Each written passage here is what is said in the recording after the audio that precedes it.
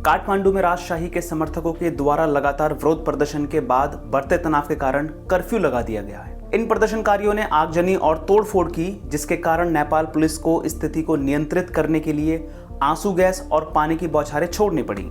राजशाही की बहाली की मांग कर रहे प्रदर्शनकारियों ने पत्थरबाजी की और एक घर को आग के हवाले कर दिया। बेकाबू भीड़ को नियंत्रित करने के लिए पुलिस को खाली राउंड फायरिंग भी करनी पड़ी। क्या भविष्य में हिंदू राष्ट्र की मांग को लेकर ऐसा मंजर भारत में भी देखने को मिल सकता है? इस विषय पर आपसे थोड़ी सी बात करना चाहता हूँ। हिंदू राष्ट्र के समर्थकों का मानना है कि हिंदू धर्म एक उत्कृष्ट सहिष्णु धर्म है, इसलिए यह किसी राष्ट्र पर शासन करने के लिए एक अच्छा आधार है। भारत वास्तव में हिंदुओं का एकमात्र सच्चा घर है, इसीलिए भारत को इसका अधिक पालन करना चाहिए। हमारे प्राचीन खान पान के तौर तरीके, संस्कृति और जीवन जीने की कला हर किसी के लिए पालन करने के लिए अद्भुत है। आखिरकार खुद पर शासन करने के लिए एक अच्छी जीवन संहिता का उपयोग करने में क्या गलत है? इसका सीधा सा जवाब यह है कि हिंदू राष्ट्र की यह सोच काल्पनिक है।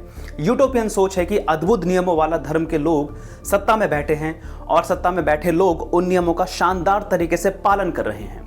साथ ही उन नियमों का देश में भी पालन हो रहा है, सभी को जस्टिस मिल रहा है, चारों ओर दूध की नदियां बह रही हैं, अंधभक्त फिर भी गोबरी खा रहे होंगे, ईश्वर साक्षात जमीन पर उतर आए हैं। हिंदू राष्ट्र में ऐसे देश की कल्पना मानी जाती है, लेकिन याद रहना चाहिए कि तालिबान जो लोगों पर ईश्वर के तरीके को लागू करने की कोशिश कर रहे थे, उसके हाथों में आने के बाद अफगानिस्तान एक जीता जागता नरक बन गया। यह कहना कि हिंदू और हिंदू शासक अलग अलग होंगे बेवकूफी भरी बात है। ईसाई धार्मिक राज्यों ने लोगों का शोषण किया, एक भयावह जाति व्यवस्था के साथ हिंदू राज्यों ने भी अपने लोगों पर अत्याचार किया है। यहाँ तक कि हिंदू ही हिंदुओं से भेदभाव करते हैं और अत्याचार करते आए हैं। एक समस्या खत्म नहीं होती, हम खुद को विभाजित करने के लिए दूसरे तरीके खोज लेंगे, चाहे वह जाति हो या क्षेत्र हो, यहाँ तक कि सनातन धर्म और आर्य समाज जैसे संप्रदाय हों। यदि आपने पहले किसी समुदाय से नफरत की है तो आप बाद में किसी दूसरे समुदाय से नफरत ही करेंगे। लेकिन भारत के हिंदू राष्ट्र होने के साथ एक और बड़ी समस्या है। मान के चलिए कि हम एक हो भी गए, लेकिन हम ज्यादा पैसे नहीं कमा पाएंगे। इतिहास ने दिखाया है कि देश या तो इसलिए अमीर बने क्योंकि उनके पास अच्छी मात्रा में नेचुरल रिसोर्सेज हैं, या मॉडर्न साइंटिफिक थिंकिंग को अपनाकर सोशल हार्मनी में रहते हैं।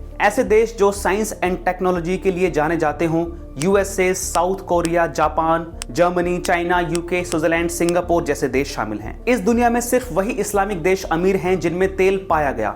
मिडल ईस्ट में धार्मिक राज्य हैं और पर कैपिटा इनकम बहुत ज्यादा है। उनके पास सचमुच जमीन से पेट्रोल के रूप में डॉलर निकल रहा है। इतने पैसे के साथ क्या आप दुनिया में पीछे रह सकते हैं? पैसे के बिना इस्लामिक देश अच्छा नहीं कर सकते। इसके एग्जाम्पल्स हैं अफगानिस्तान, पाकिस्तान, सूडान और सोमालिया। दुर्भाग्य से हिंदू राष्ट्र चाहने वालों के पास तेल नहीं है, इसलिए जब तक हम नागपुर या वाराणसी में विशाल तेल के गड्ढे नहीं खोज लेते, तब तक हमारे पास भारत को समृद्ध बनाने का केवल एक ही तरीका है, कड़ी मेहनत, modern science and social harmony. अन्यथा भले ही जबरदस्ती करके आप हिंदू राष्ट्र छीन लें, लेकिन गौरवशाली नहीं बन पाएंगे। भारत की डेमोग्राफिक्स बताती है कि हम भारत की प्लूरलिस्टिक डेमोक्रेसी को फिर से बनाने का प्रयास भी नहीं कर सकते। आप लगभग 20 करोड़ मुसलमानों को दूर नहीं कर सकते, उन्हें दूसरे दर्जे का नागरिक नहीं बना सकते। बढ़ता हुआ कट्टरपंथ ही भारत को एक जीवित नरक बना देगा। हमारे पास बहुत बड़ी संख्या में युवा आबादी भी है और ये युवा आबादी बेरोजगार है। अधिकांश को अच्छी नौकरियों की आवश्यकता भी है। हिंदू राष्ट्र बनाने की कोशिश इन्वेस्टमेंट, बिजनेस सेंटिमेंट और हार्मनी को बर्बाद कर देगी। भारत में पर कैपिटा जीडीपी के बारे में भी थोड़ी सी बात करते हैं। भारत में पर कैपिटा जीडीपी में वृद्धि हुई है। 1991 में $300 से बढ़कर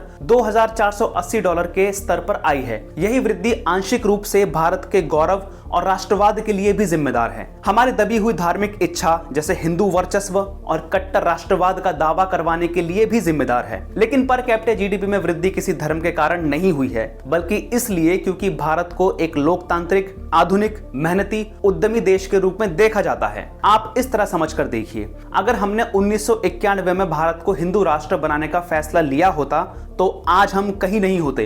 हिंदू आज इसलिए गौरवान्वित हैं क्योंकि हम सामंजस्यपूर्ण बने रहे और विकास पर ध्यान केंद्रित किया। अब कायदे से देखा जाए तो हमें ऐसे ही रहना चाहिए, तभी आने वाले वक्त में दूसरे देशों के साथ कदम से कदम मिलाकर चल पाएंगे और पर कैपिटा जीडीपी $10,000 तक पहुंचेगी। नहीं तो हम जानते ही हैं, चाइना हमसे 2 साल बाद आजाद हुआ था। आज हम कहां हैं और वो कहां हैं। जापान की पर कैपिटा जीडीपी $33,767 है, जर्मनी $54,343 है। लेकिन देश के लोगों से 300 साल पहले मरे औरंगजेब की कब्र खुदवाई जा रही रही है। हमारे देश को साइंटिफिक टेम्परामेंट की जरूरत है, न कि धार्मिक टेम्परामेंट की। मैं मिलता हूं आपसे अगली वीडियो में। चैनल को लाइक, सब्सक्राइब और शेयर करें। अपना ख्याल रखें।